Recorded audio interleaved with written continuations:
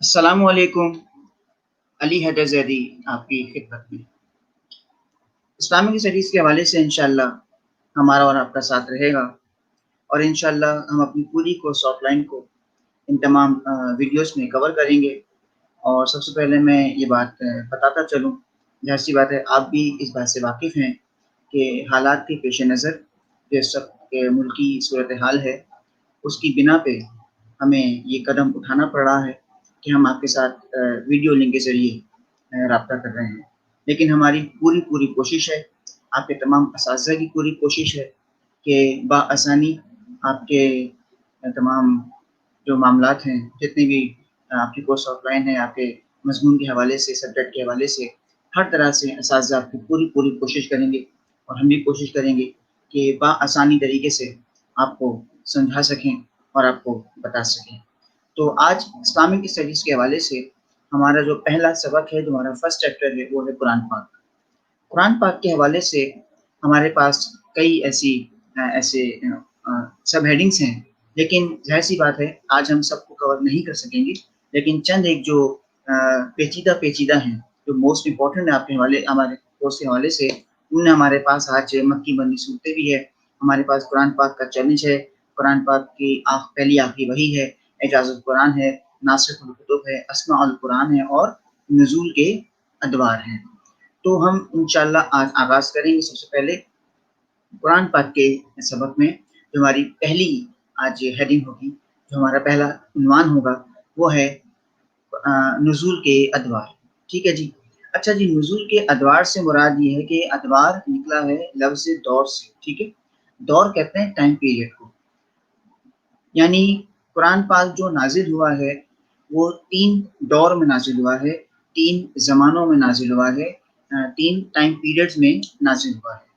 اچھا، پہلا دور کیا ہے قرآن پاک کے نزول کا؟ پہلا دور ہے قرآن پاک کے نزول کے اعتبار سے لوح محفوظ۔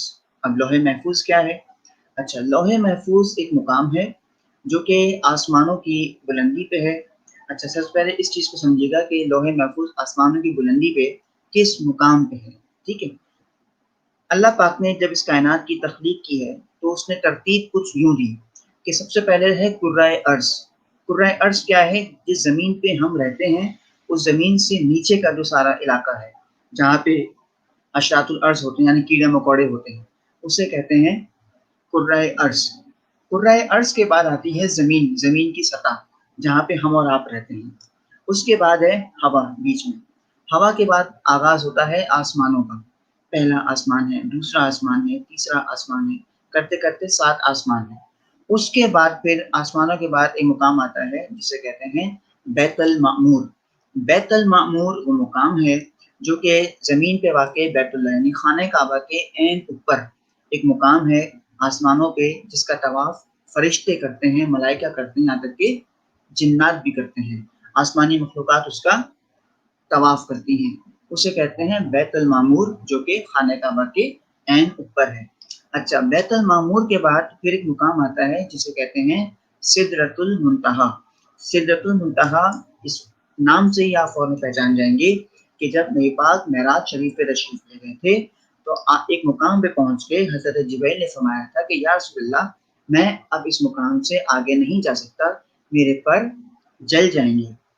1000 دفعہ کا آپ کو یہ واقعہ سنا ہوا ہے۔ تب حضرت رسول خدا اس مقام سے آگے خود تشریف لے گئے۔ تو یہ جو سدرۃ المنتہا ہے، یہ بیت المعمور کے اوپر والا مقام ہے، اس سے بلند ہے۔ اور سدرۃ المنتہا کے بعد ایک مقام آتا ہے جسے کہتے ہیں لوح محفوظ، جہاں پہ اللہ پاک نے قرآن پاک کو سب سے پہلے یعنی مکمل طور پہ نازل کر لیا تھا۔ 114 صورتیں، 6666 آیات مکمل طور پہ لوح محفوظ پہ نازل ہو چکی تھی۔ ٹھیک ہے، یہ تھا قرآن پاک کی نزول کا پہلا دور جسے کہتے ہیں لوح محفوظ۔ ٹھیک ہے، اچھا، لوح محفوظ کے بعد آتا ہے پھر دوسرا دور۔ قرآن پاک کے نزول کا دوسرا دور کیا ہے؟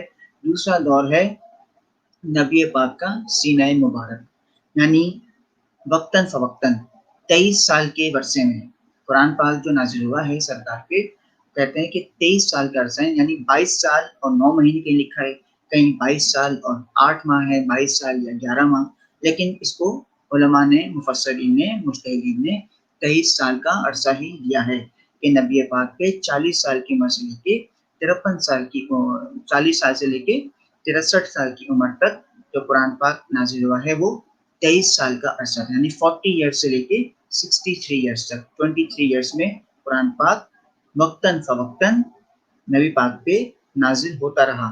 اسے کہتے ہیں قرآن پاک کا دوسرا دور، جس کو آسان الفاظ میں کہتے ہیں نبی پاک کا سینہ مبارک، ٹھیک ہے۔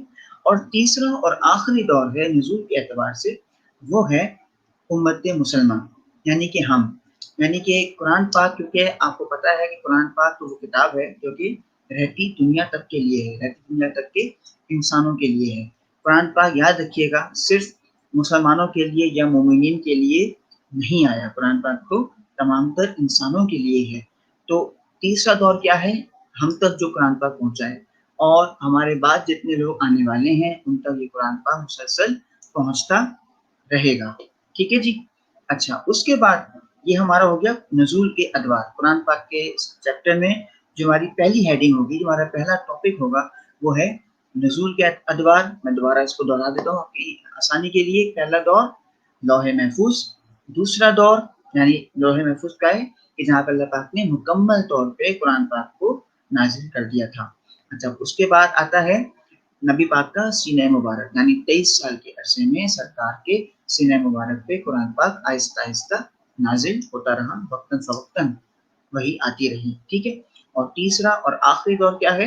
امت مسلمہ، یعنی کہ ہم مسلمان، ہم مومنین کے ہم تک قرآن پاک پہنچا ہے، ٹھیک ہے جی۔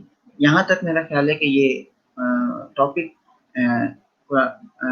نزول کے ادوار، اس اعتبار سے میرا نہیں خیال کہ میں نے جیسے سے آسان الفاظ میں بتایا ہے اور اس بات کو کافی واضح بھی کر دیا ہے، ٹھیک ہے جی۔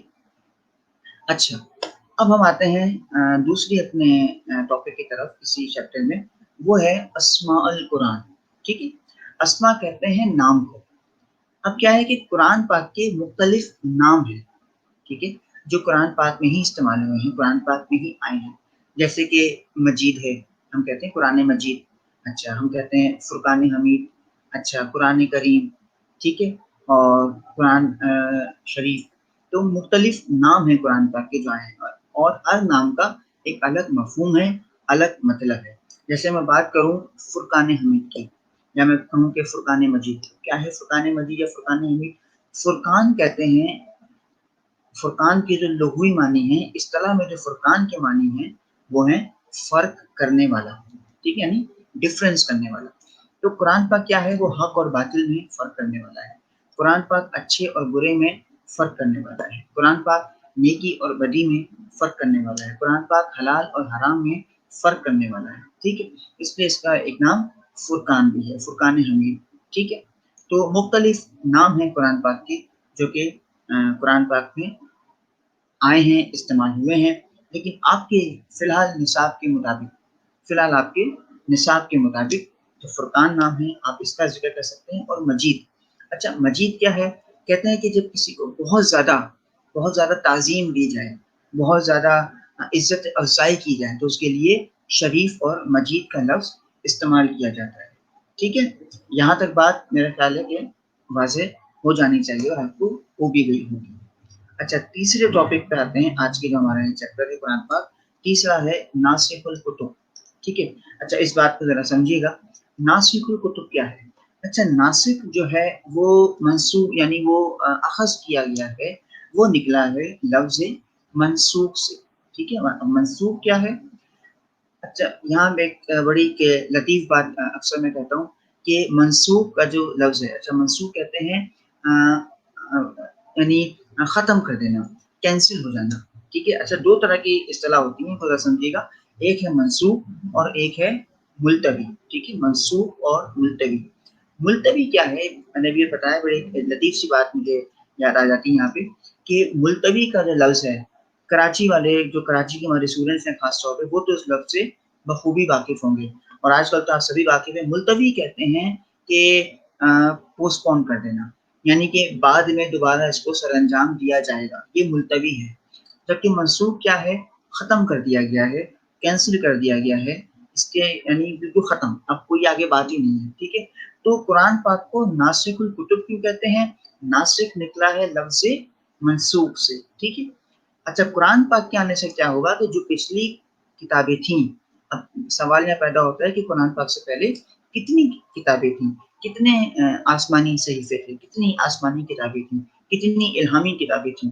تو یاد رکھیے گا کہ قرآن پاک سے پہلے، یا میں یہ کہوں کہ قرآن پاک کو ملا کے کل 313 آسمانی کتابیں ہیں۔ قرآن پاک کو ملا کے کل 313 آسمانی کتابیں ہیں، ٹھیک ہے۔ اچھا، بات یہ ہے کہ جی آسمانی کتابیں کیسے ہیں 313؟ وہ اس طرح سے ہیں کہ جب اللہ پاک نے اپنے انبیاء کو بھیجا، کیونکہ انبیاء کی تعداد کتنی ہے؟ 1,24,000، ٹھیک ہے۔ جہاں پہ سوال یہ اکثر پیدا ہوتا ہے کہ ایک ہے نبی اور ایک ہے رسول، تو کہتے ہیں کہ بھائی نبی اور رسول میں کیا فرق ہے، ٹھیک ہے۔ اچھا، انبیاء کی تعداد کتنی ہے؟ 1,24,000، اور نبی تو وہ ہے جس کو اللہ نے اپنا پیغام دے کے بھیجا ہے، جس کو اللہ پاک نے مبعوث کیا ہے نبوت کے لیے، وہ نبی ہے۔ اچھا، رسول کیا ہوتا ہے؟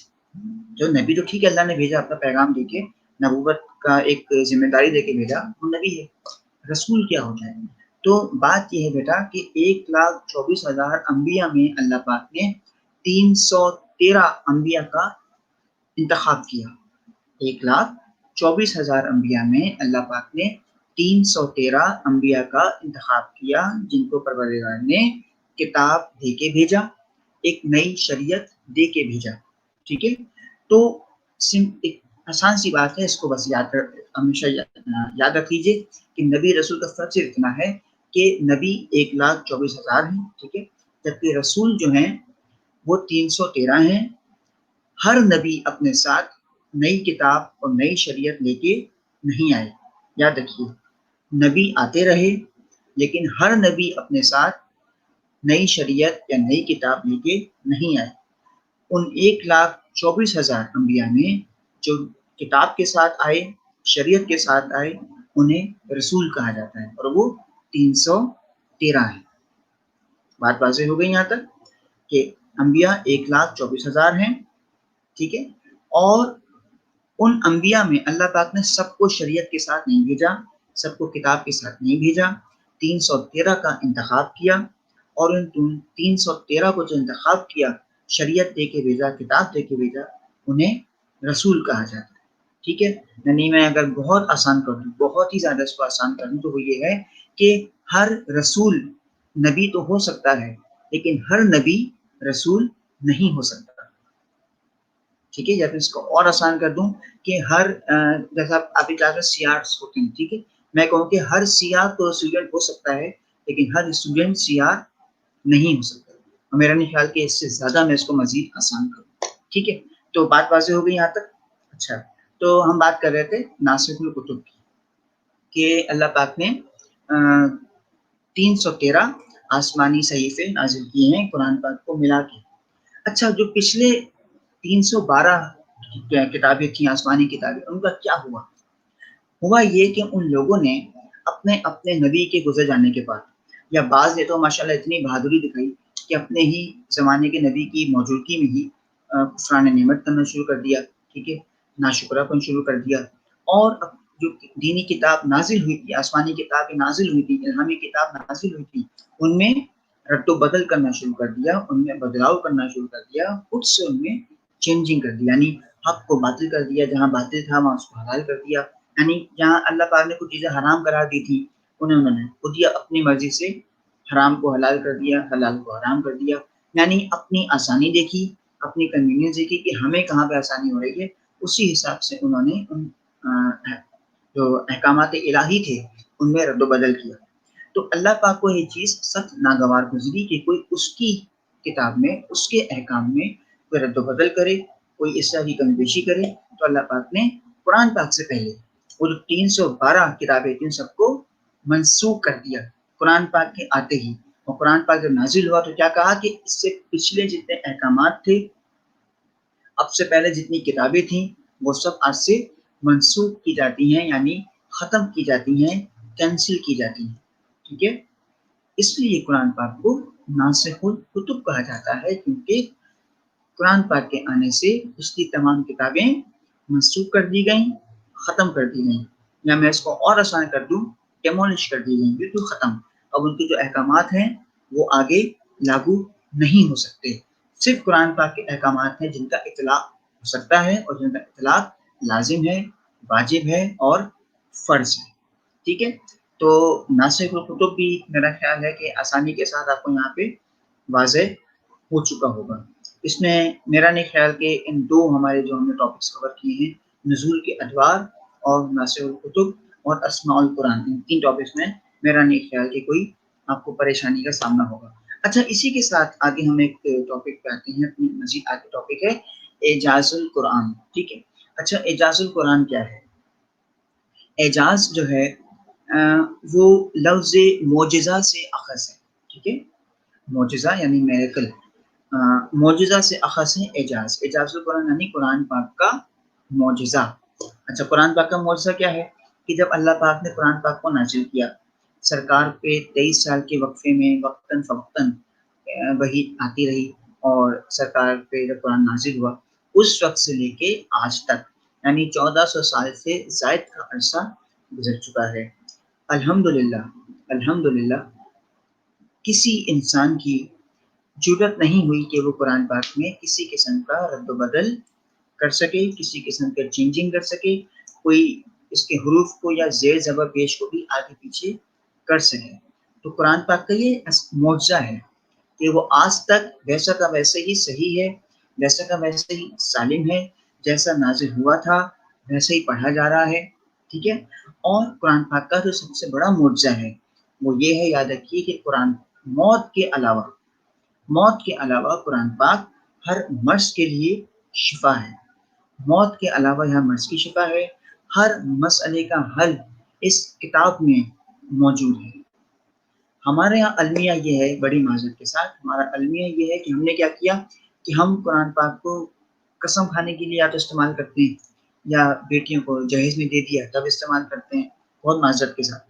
اور اب تو ہم دیکھتے ہیں کہ جی گھروں یعنی ہم قرآن پاک کی تعظیم میں اتنا آگے بڑھ گئے ہیں، ہم ماشاءاللہ اتنا ادب کرتے ہیں قرآن کا کہ ہم نے اپنے گھروں میں اونچے سے اونچے مقام پہ قرآن پاک کو رکھ دیا ہے کہ جی ہم تعظیم کر رہے ہیں، ہم ادب کرتے ہیں اس کتاب کا۔ اتنا ہمارا ادب ہے کہ ہم نے اس کو اتنی اوپر رکھ دیا ہے کہ وہ دھول مٹی ہو رہا ہے، لیکن ہمیں اس کو اتارنے کی توفیق نہیں، بہت معذرت کے ساتھ، لیکن یہی حالات ہیں۔ جبکہ معجزہ کیا ہے قرآن پاک کا؟ اعجاز القرآن، قرآن پاک کا معجزہ یہ ہے کہ بھائی اس میں تو ہر مسئلے کا حل ہے، اس میں تو ہر بیماری کی شفا ہے۔ ہم یہاں وہاں بھاگے چلے جا رہے ہیں، اس کے پاس اس کے پاس، ہم کتاب اس کو پڑھ ہی نہیں رہے۔ جبکہ آپ دیکھیں کہ غیر مسلم انہوں نے کوئی بھی استفادہ اگر حاصل کیا ہے دنیا میں، جو ترقی کی ہے انہوں نے، خدا کی قسم کھا کے کہتا ہوں کہ انہوں نے قرآن پاک کو پڑھا ہے، اور صرف پڑھا نہیں ہے، قرآن پاک کو سمجھا ہے، قرآن پاک کی تحقیق کی ہے۔ ہم نے کیا کیا ہے؟ ہمارا المیہ یہ کہ ہم نے ایک بار قرآن پاک پڑھ لیا، آمین ہو گئی، کافی ہے۔ پھر رمضان آتا ہے، وہ تو خیر ہم کتنا احسان کرتے ہیں اللہ پاک کے، معاذ اللہ ثم معاذ اللہ، اتنا احسان ہوتا ہے کہ ہمیں قرآن پاک ختم کر لیتے ہیں، پورا سال رہتے ہیں کہ ہم نے قرآن پاک ختم کر لیا۔ ہم نے پڑھا تو ہے قرآن پاک، اس سے انکار نہیں ہے، کوئی ایسا ہے ہی نہیں مسلمان مومن جو کہ میں نے قرآن پاک پڑھا ہی نہیں، پڑھا تو ہے لیکن سمجھا نہیں اس کو، یہ افسوس ہے، ہم اس کو سمجھ نہیں سکے۔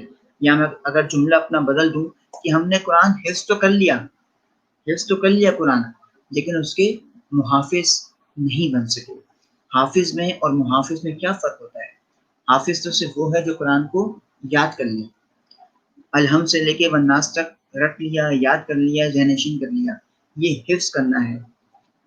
محافظ وہ ہوتا ہے جو پھر اس حفظ کی حفاظت بھی کرتا ہے، یعنی بالکل اسی کے مطابق اپنے زندگی کو ڈھال لیتا ہے، اسی مطابق اپنے زندگی کے تمام پہلوؤں کو عمل پیرا ہو جاتا ہے، وہ محافظ ہے۔ تو یہ ہمارا المیہ ہے کہ ہم حافظ جو بن گئے، ہم محافظ نہیں بن سکے۔ ہم قرآن پڑھتے تو ہیں لیکن اس کو ہم سمجھ نہیں سکے، ہم تحقیق تو خیر کرنا جانتے نہیں ہیں۔ اللہ پاک قرآن پاک میں بیشتر مقامات پہ کہہ رہے ہیں، بار بار کہہ رہا ہے کہ افلا تدبرون، افلا تدبرون، تم قرآن میں تدبر کیوں نہیں کرتے؟ تم قرآن میں غور و فکر کیوں نہیں کرتے؟ تم آخر چھان بین کیوں نہیں کرتے؟ تم تحقیق کیوں نہیں کرتے؟ تم اٹھک پٹک کیوں نہیں کرتے؟ کھلیے قرآن، قرآن پاک کے الفاظ ہیں، اللہ پاک تو کتنے مقامات پہ فرما رہا ہے کہ تم کیوں نہیں قرآن کو کھول کے اس میں تحقیق کرتے؟ ہم نے یہ کتاب تمہارے لیے نازل کی ہے، اب تمہارا کام ہے کہ تم اس پہ غور و فکر کرو، یہ تمہارا کام ہے، لیکن ہم نہیں کرتے۔ اللہ پاک ہمارا کہ اسیروا فی الارض، زمین پہ سیر کرو۔ زمین پہ سیر کرنے کا مقصد قطعی تفریح کرنا نہیں ہے، ہم نے کچھ اور ہی مطلب نکال لیا اس کا اپنے جو ہمارے ذہن میں آیا، جبکہ اصل مقصد کیا ہے کہ زمین پہ سیر کرو مطلب تحقیق کرو۔ اللہ پاک نے کیسے کیسے پودے پیدا کیے ہیں، کیسے کیسے حیوانات کو پیدا کیا ہے، سمندر کی تہ میں جاؤ تحقیق کرو، آسمانوں میں تحقیق کرو۔ ہم کیا کر رہے ہیں؟ کچھ نہیں کیا۔ پھر وہی بات یہاں پہ آ جاتی ہے، لوگ کہتے ہیں کہ جی علی حیدر صاحب جو ہیں یہ بار بار کہتے ہیں کہ یہودیوں نے استفادہ حاصل کیا، عیسائیوں نے استفادہ حاصل کیا، ابھی وہ کیوں نہ کریں؟ ہمارے قرآن پاک تو انہوں نے ہی پڑھا اور صحیح معنوں میں پڑھ کے اس پہ تحقیق کری، کہاں سے کہاں پہنچے ہیں۔ اگر وہ سمندر کی تہ میں پہنچے ہیں تو اس کا راستہ انہیں قرآن پاک نے بتایا ہے، میں دلیل کے ساتھ کہہ رہا ہوں۔ اگر وہ آسمانوں کی بلندی کے چاند تک پہنچے ہیں تو بھائی قرآن پاک کو پڑھ کے پہنچے ہیں۔ اگر آئنسٹائن نے کچھ ڈکلیئر کیا ہے، نیوٹن نے کچھ اگر ڈکلیئر کیا ہے، تو میں دعوے کے ساتھ کہتا ہوں قرآن پاک کو پڑھا ہے، اسلامی علوم کو پڑھا ہے، تب جا کے اتنا بڑا انہوں نے دعویٰ کیا ہے، ورنہ اتنی ضرورت تھی نہیں ان میں کسی میں بھی۔ تو خیر یہ بات تھی اعجاز القرآن کی، اور اس کے بعد ہمارے پاس بالکل اسی سے ریلیٹڈ ایک ٹاپک ہے، اور وہ ہے قرآن پاک کا چیلنج۔ ٹھیک ہے، اچھا چیلنج ایسی بات یہ ہے کہ قرآن پاک نے چیلنج کیا ہے پوری دنیا کو، اور صرف پوری دنیا کو نہیں، پوری انسانیت کو، پوری یعنی کروڑوں لاکھوں اربوں انسانوں کو، جو گزر گئے، جو موجود ہیں اور جو آئیں گے آتے رہیں گے تا قیامت۔ قرآن پاک کا چیلنج ہے۔ قرآن پاک فرماتا ہے، اللہ پاک ہمارے قرآن پاک میں بسم اللہ الرحمن الرحیم، قرآن پاک کے چیلنج کے حساب سے ہے کہ انا نحن نزلنا الذکر وانا لہ لحافظون، کہ بے شک یہ ذکر ہم نے نازل کیا ہے اور ہم ہی اس کی حفاظت کا ذمہ لینے والے ہیں، یا ذمہ رکھنے والے ہیں، یا ہم ہی اس کی حفاظت کے ذمہ دار ہیں۔ سوچئے، اللہ پاک نے خود حفاظت کا ذمہ لیا ہے قرآن پاک۔ اللہ پاک نے چیلنج کیا ہے یہ کہ تم میں سے کون ہے، کوئی ایک ہے ایسا جو اس کے جیسا ایک سورہ لے کے آئے، جو اس کے جیسا ایک حرف لے کے آ جائے، جو اس کے جیسا زیر زبر پیش کچھ تو لے کے آئے۔ اللہ پاک نے قرآن پاک میں یہ چیلنج کیا ہے پوری قوم کو، پوری انسانیت کو، پوری دنیا کو چیلنج ہے، کھلا چیلنج ہے قرآن پاک کا۔ اور یہ چیلنج ہر دور کے لیے ہے، یہ چیلنج ہر زمانے کے لیے ہے، کہ جتنے افراد ہیں، جتنے لوگ ہیں، یہ ہر زمانے میں قرآن پاک کا چیلنج ہے کہ تم میں سے کسی کے اندر اتنی ہے جرات ہے تو لاؤ تم اس کا جواب لے کے آؤ، لیکن ہم اس سے قاصر ہیں۔ ہم باخدا کوئی بھی انسان، میں نہیں سمجھتا کہ کوئی اتنی ہمت کر سکتا ہے جو اس کے جیسا سورہ بھی تیار کر لے۔ اور آپ نے دیکھا ہے کہ دنیا میں کیسے کیسے حشر ہوئے ہیں، جس نے بھی یہ کوشش کی ہے کہ وہ قرآن پاک کے مقابلے میں آئے، یا قرآن خاصہ قرآن پاک کی بے حرمتی بھی جس نے کی ہے، انجام آپ کے سامنے ہے، وہ دنیا کے سامنے۔ اور یہاں مجھے بات یاد آ رہی ہے کہ جب اصل میں عرب میں نا ایک دور ہوتا تھا شاعری کا، اور بڑا ان میں ایک ذوق تھا، ایک ان کو شوق تھا شاعری کا، اور بڑے بڑے ان کے سردار لوگ شاعری کیا کرتے تھے۔ اور کیا ہوتا تھا کہ جس کی شاعری سب سے اچھی ہوتی تھی، یعنی جو جیت جاتا تھا، جو ونر ہوتا تھا، یہ اس کی اس شاعری کو نا ایک تختی پہ لگا دیا، لکھ کے خانہ کعبہ کا جو دروازہ ہے، انٹرنس دروازہ، اس کے اوپر لگا دیا کرتے تھے کہ اب اس کے بعد جو مقابل آئے گا، جو اس کو شکست دے گا، اس کی شاعری یہاں پہ لگائی جائے گی، تختی لگائیں گے۔ تو ہوا یہ کہ ابو جہل اور ابو لہب کہتے ہیں کہ یہ دو ایسے تھے کہ یہ بڑے پائے کے شاعر تھے عرب کے، ابو جہل اور ابو لہب دونوں پائے کے شاعر تھے۔ اچھا بھائی کیا کریں؟ تو جب سورہ کوثر نازل ہوئی، سورہ کوثر آپ کو پتہ ہے سورہ کوثر بچے کو یاد ہے کہ بسم اللہ الرحمن الرحیم انا آتینا کل کوثر فصلی لربک وانحر ان شانئک هو الابتر۔ اچھا میں نے پڑھی کیوں ہے؟ اس لیے پڑھی ہے، ایسا نہیں کہ آپ کو نہیں آتی، میں نے پڑھی اس لیے ہے کہ شاعری کا ایک اصول ہوتا ہے ردیف اور قافیہ برابر ہو۔ ٹھیک ہے، اب ردیف قافیہ جو ہے بڑی آگے بحث چلی جائے گی، تو اتنا سمجھ لیجئے کہ یعنی ہم پلہ ہوں، جو آخری الفاظ آ رہے ہوتے ہیں اشعار میں، وہ ہم پلہ ہوں، ہم آواز ہوں، ہم وزن ہوں۔ اب پڑھیے دوبارہ، انا آتینا کل کوثر فصلی لربک وانحر ان شانئک هو الابتر۔ ٹھیک ہے، کوثر ہے، منہر ہے، ابتر ہے، یعنی ہم پلہ بھی ہیں، ہم وزن ہیں اور برابری کے ساتھ ہیں. اچھا جی، ہم آواز بھی ہیں. تو اب جب ابو لہب کے پاس بچے آئے عرب کے نا، اور سرکار نے جب یہ آپ شاعری ہوئی اور آپ ایسی باتیں کہا کہ یہ تو فاتح ہیں اور کیا زبردست شاعری ہے. اچھا، شاعری میں ایک اور قسم ہوتی ہے مثلث. مثلث کیسے ہیں؟ تین کو، ٹھیک ہے، یعنی ربائی کہتے ہیں چار، جیسے ربائی ہوتی ہے، مسدس ہوتا ہے تو ربائی کہتے ہیں جو چار مصروں پہ ہو. ٹھیک ہے، اسی طرح سے مثلث، مثلث کہتے ہیں ایسا کوئی قطع ہوتا ہے جو تین اشعار پہ مشتمل ہوتا ہے. تو یہ ایک مثلث تھا. مثلث یعنی تین اشعار پہ مشتمل ایک قطع تھا جو نازل ہوا سرکار پہ. اور آپ کو حکم ہوا کہ اے محمد جا کے اس کو خانہ کعبہ کا جو دروازہ ہے اس کے اوپر پیوست یعنی کیل سے لگا دیجیے، اور اب ان سے کہیے کہ تم میں سے کوئی ہے تو اس جیسا لے کے آئے. چیلنج کی بات کر رہا ہوں. یہ وہاں سے شروع ہوا، یعنی وہاں سے اوپن کھلا چیلنج تھا.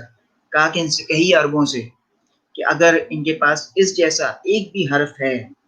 میں اسے پورے قرآن کی بات نہیں کی گئی تھی، اور کیجیے گا پورے قرآن کی جو بات ہی نہیں کی گئی تھی. یہ تین اشعار پہ مشتمل ایک مثلث کا ایک قطع تھا، سورہ کوثر. کہا کہ ان سے کہہ دیجئے اس جیسا کوئی ہے ایک حرف وہ لے کے آ جاؤ. اس کو لگا دیا، فاتح ہوئے.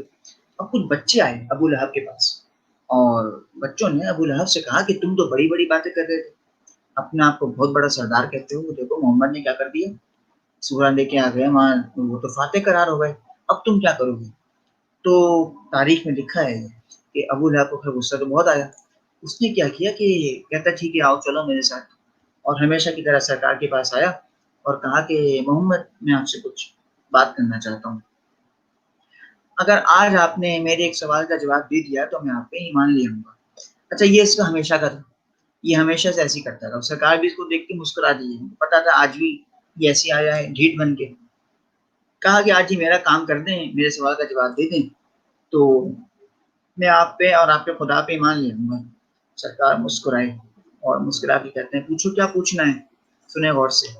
اس نے کیا کیا ابو لہب نے، اس نے اپنے ہاتھوں کی مٹھی تھی نا اس کو پیچھے کیا ہوا تھا، اور آ کے کہتا ہے کہ بتاؤ میرے ہاتھ میں کیا ہے، اور ہاتھوں کو پیچھے باندھا بتائیے.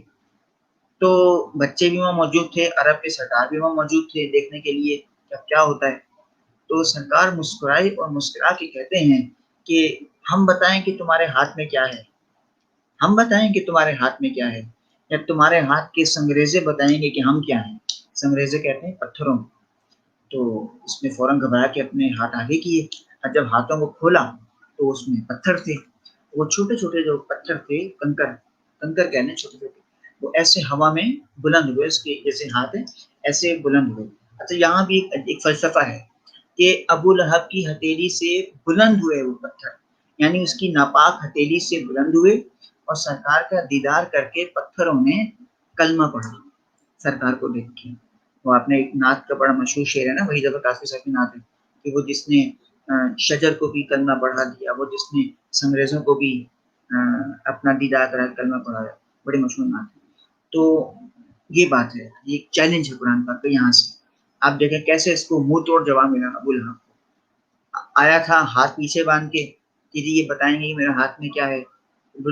سرکار نے ہی اس سے کہا کہ تو کیا ہمیں بتائے گا تیرے ہاتھ میں کیا ہے، ہم بتا تیرے ہاتھ کے پتھر بتائیں گے کہ ہم کیا ہیں. تو یہ قرآن پاک کا چیلنج میرا خیال ہے کہ بہت واضح آپ کو ہو گیا ہوگا، جس طرح سے ابھی آپ کو میں نے مثال بھی دے کے سمجھایا.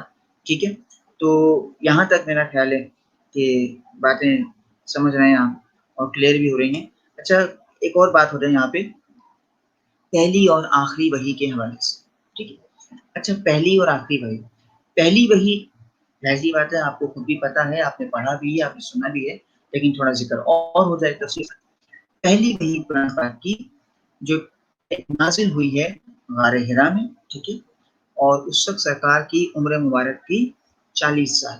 ٹھیک ہے، اور جو پہلی وحی ہے وہ سورہ الگ، سورہ الگ کی ابتدائی 5 آیات، یعنی کہ اقرا بسم ربک الذی خلق والی جو سورہ ہے سورہ الگ، اس کی ابتدائی 5 آیات، یعنی پڑھ اپنے رب کے نام کے ساتھ جس نے تمہیں پیدا کیا اور تمہیں علم سکھایا قلم کے ذریعے. ٹھیک ہے، یہ ابتدائی 5 آیات ہیں جو کہ سورہ علق کی ہیں، اور یہ پہلی وحی ہے قرآن پاک کی جو سرکار پہ نازل ہوئی، ٹھیک ہے، اور آپ کی عمر مبارک اس وقت 40 سال تھی، ٹھیک ہے۔ اور اگر آخری وحی کی بات کریں، آخری وحی، تو آخری وحی آپ کو پتہ ہے کہ جب سرکار نے اپنی زندگی کا پہلا اور آخری حج کیا ہے، پہلا اور آخری حج کیا ہے سرکار نے زندگی کا 10 ہجری میں، اور اس وقت جو ہے آپ جب تشریف لائے ہیں واپس، حج سے واپس ہوئے ہیں، ایک مقام تھا اور وہاں پہ پہنچ کے آپ نے باقاعدہ خطبہ دیا ہے، وہاں پہ قرآن پاک کی آیت نازل ہوئی کہ الیوم اکملت لکم دینکم، کہ اے نبی کہہ دیجئے کہ آج کے دن ہم نے اس دین کو مکمل کر دیا، آپ پہ ثابت کر دیا، ختم، ٹھیک ہے، مکمل ہو گیا دین آپ پہ۔ تو یہ سورہ بقرہ کی آیت ہے، آیت نمبر 186، 186، ٹھیک ہے۔ اچھا، یہاں پہ میں یہ بات آپ کو بتا دوں کہ علماء کرام، کافی علماء کے یہاں پہ تھوڑا سا اختلاف ہے، ٹھیک ہے۔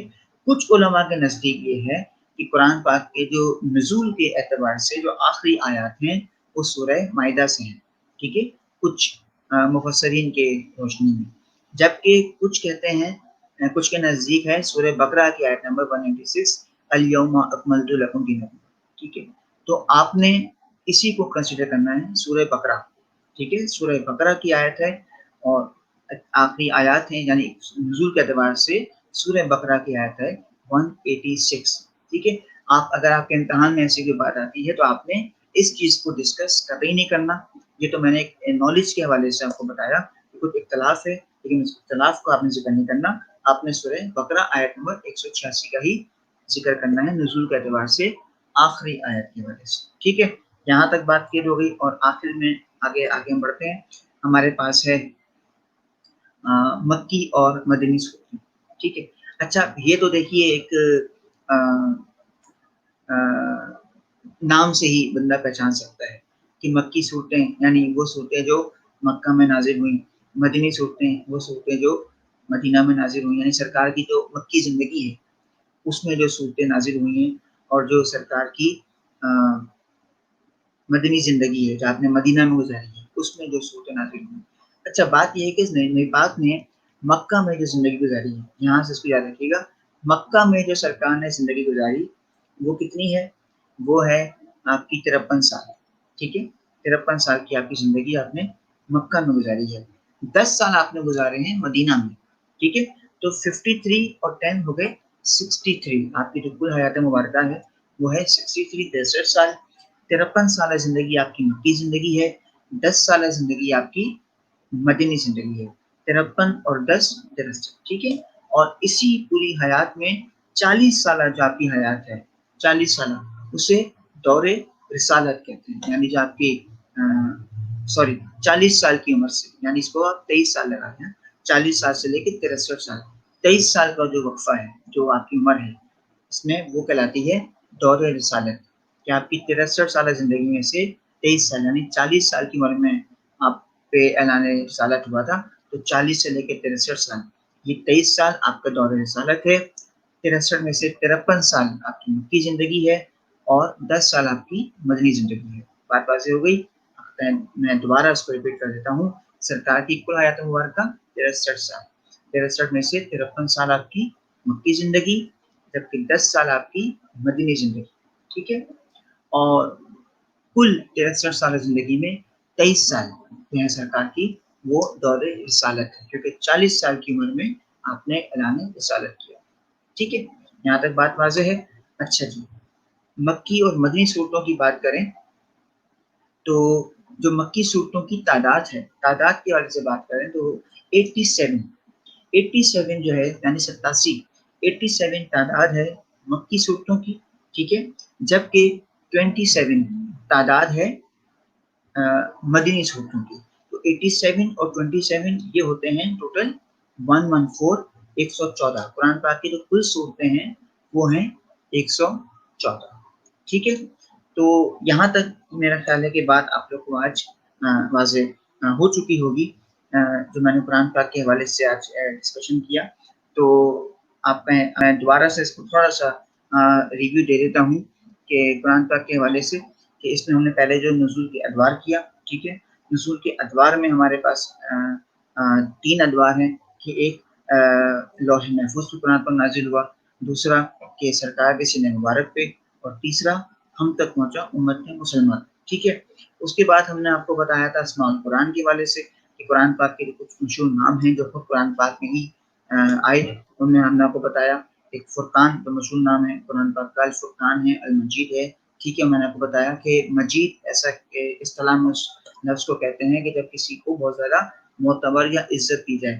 فرقان میں نے آپ کو بتایا کہ جب کیونکہ قرآن پاک وہ کتاب ہے جو فرق کرتی ہے اچھے برے میں، حق و باطل میں، حلال و حرام میں، ٹھیک ہے۔ پھر ہم نے آپ سے بات کی ناصر کتب پہ، بہت مختصر کر رہا ہوں۔ ناصر کتب میں نے بتایا کہ قرآن پاک کے آنے کے بعد چونکہ قرآن پاک سے پہلے 312 قرآنی اور آسمانی صحیفے نازل ہو چکے تھے، تو قرآن پاک کو ملا کے 313 آسمانی صحیفے ہیں۔ تو قرآن پاک کے آتے ہی پچھلی تمام تر کتابیں جو ہیں وہ منسوخ کر دی گئیں، اس لیے قرآن پاک کو ناسخ کتب کہتے ہیں، کیونکہ ناسخ نکلا ہے لفظ سے منسوخ سے، ٹھیک ہے۔ اس کے بعد اگر ہم بات کرتے ہیں، ہم نے آپ کو بتایا مزید آگے چل کے اعجاز القرآن، اعجاز القرآن بتایا قرآن پاک کا معجزہ۔ قرآن پاک کا معجزہ یہ ہے کہ جب سے قرآن پاک نازل ہوا ہے تب سے لے کے اب تک اور انشاءاللہ رہتی دنیا تک یہ قرآن پاک ویسا کا ویسا ہی صحیح اور سالم باقی رہنے والا ہے انشاءاللہ۔ یہ قرآن پاک کا معجزہ ہے۔